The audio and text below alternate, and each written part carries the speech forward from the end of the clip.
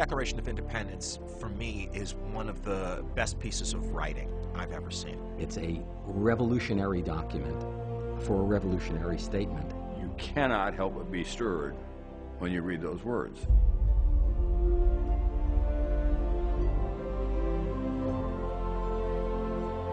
Thomas Jefferson's writing is absolutely magnificent.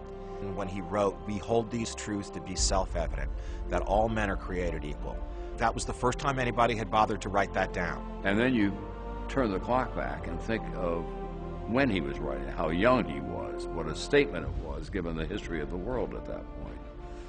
And you feel the excitement of being on the cusp of something so profound that it's hard to put it into words. If you review our Declaration of Independence, it has those beautiful words about all men are created equal and governments are formed among men to represent the people. It was a good statement of what we were all about.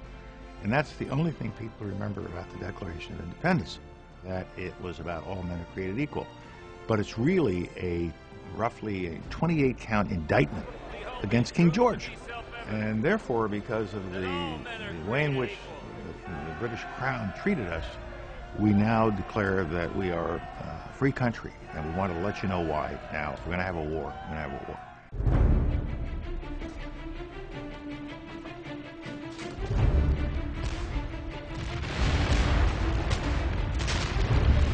In 1776, you have the Continental Congress meeting in Philadelphia, debating a unified position for the colonies with respect to the hostilities that have already broken out. And the fundamental issue between them is, are they fighting for their rights as Englishmen within the British Empire, or are they going to fight for independence? And they're seriously divided. People who are perfectly willing to resist the tyranny of the British government are not necessarily willing to strike for independence. But there's a groundswell in favor of it, I think, in large measure because they recognize that having provoked the lion this far, there's no going back. All of a sudden you have this group of people who are going, no, we're not part of some great chain of being with the king at the top of it.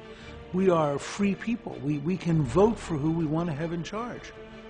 And we're not going to tolerate you telling us that we have some class status we have to be trapped in. It says, you know, we are endowed by our Creator with certain inalienable rights, meaning that Parliament in London, the King himself, the courts cannot interfere and take away your rights because the state can't take power from us.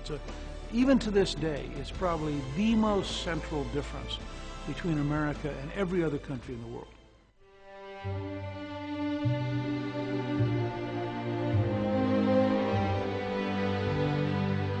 It goes well beyond what was needed in order to declare independence. It establishes a philosophical basis for a civil democracy in which all persons are guaranteed rights by virtue of their personhood. This political genius, not just in Jefferson, but in Adams and all the other people who collected here, they saw a new time for humankind, which is that we can be free and that we can make decisions for ourselves.